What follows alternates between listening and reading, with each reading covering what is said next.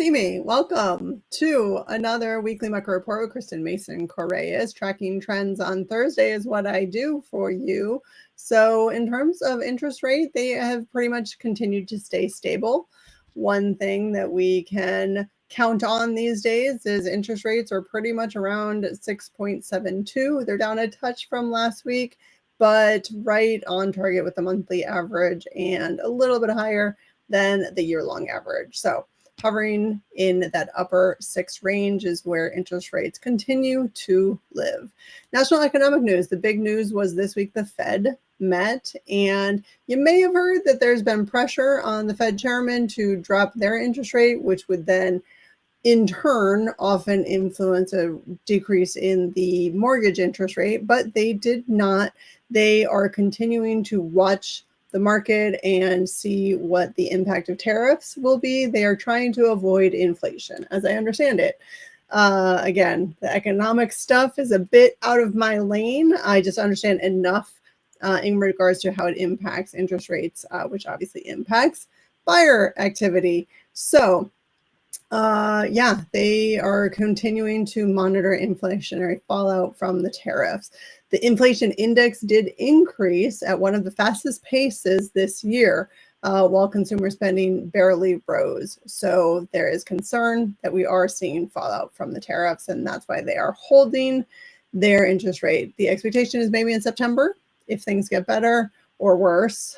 Actually, it's when the economy gets worse, then they may reduce those interest rates. So the labor market does remain resilient, and so that does support the Fed's decision to hold rates steady, because when the job market is strong, they don't see a need to reduce the interest rate. And when the economy is strong, they don't see a need to reduce the interest rate. So that's as I understand it. In housing news nationally, starter homes sales grew almost 4% year over year, which is an interesting stat. I think that we've actually been hearing that in general, people are hearing that housing is not affordable enough and people can't buy homes. Well, to see an increase in starter home purchases, I would say is good news, that people are buying starter homes more than they did last year, reaching a 2-year high. Now that median price was $260,000. That's obviously lower than our median starter home price here in our area. And according to ICE, which is not the immigration ICE, but a different ICE that I'm not sure what it stands for at the moment, mortgage payment delinquencies. This is new news. So mortgage payment delinquencies rose month over month in June, and foreclosures trended higher year over year. So that is something we haven't heard about in a while. And I wouldn't say anything to raise a huge red flag about right now, but we'll continue to watch that and see if that does continue. That may be a fallout from people losing their jobs, perhaps. In the Mid-Atlantic region, we are seeing more of what we've been seeing, that contract activity has slowed down, although showings have increased. I think showings are increasing because there's more homes to look at. So that's probably why we're seeing more showings, but we're not seeing more contracts. So that is kind of the trend. Buyers have more breathing room and more opportunities in this market. That is what we are experiencing. Showing activity did have its biggest year-over-year gains in the Washington metro area. We'll take a look at that closely in a minute. And inventory keeps growing as the list prices level off. Buyers do have more choices, allowing them more time to make decisions. Median list prices have begun to flatten. I've been saying that was going to happen, and now the data is starting to show that as well. New listings are on par with 2024. So that's more of what we've been seeing. And then in the DC metro area, year over year, most things are up and most things are down week over week. So showings are up 10.5% from last year. Remember, there's more homes to show. That makes sense. They are down from last week by 6%. It's summertime. More people are taking vacation. Less people are looking at homes. Purchase contracts are up 3.5% from last year. So that is good news. However, we are down 5.5% from last week. It's summer. That's why there's less activities. Median time to contract 32 days overall for the larger DC metro area, up 8 days from last year and up 4 days from last week. Homes are sitting longer. That is related to buyers having more choices. So sellers may need to have a little more patience, and listing agents, I'm talking to myself here, also may need to have a little more patience as we are seeing that days on market number increasing significantly. New listings, as we heard about, are up almost 11% year over year, but down week over week, 7%.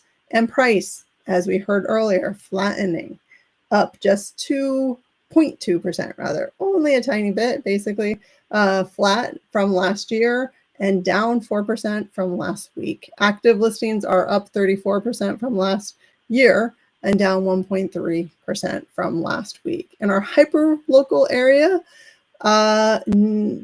activity has basically the same as it was last week. So the number of new listings and the number of new contracts did come down a touch from last week, a little bit less listings and a little bit less contracts than last week, but still close to what the average has been. So there's still activity out there and not much of a change from what we saw last week in our hyperlocal area.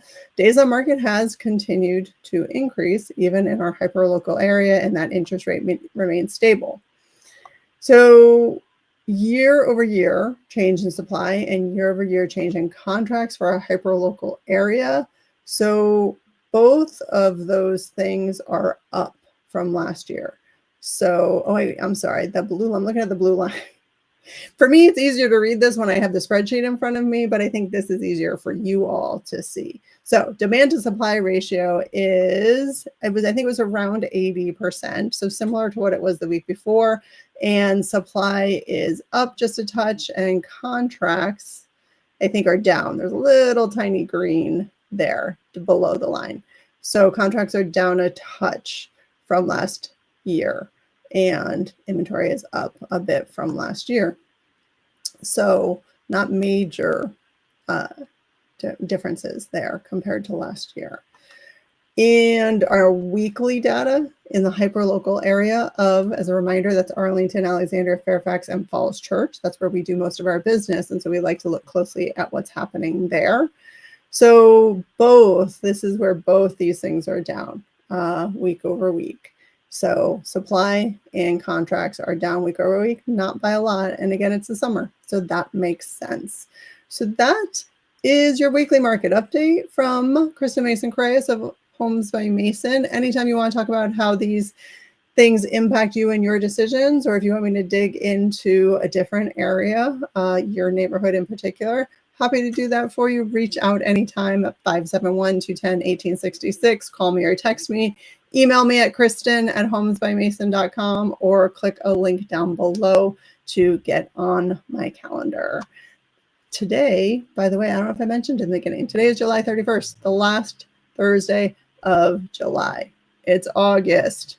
Tends to be one of the slowest months. August and December tend to be the slowest months in our market. So not surprised by this activity, and we'll continue to watch and report to you what's going on in our market. Have a great weekend. Thanks for watching.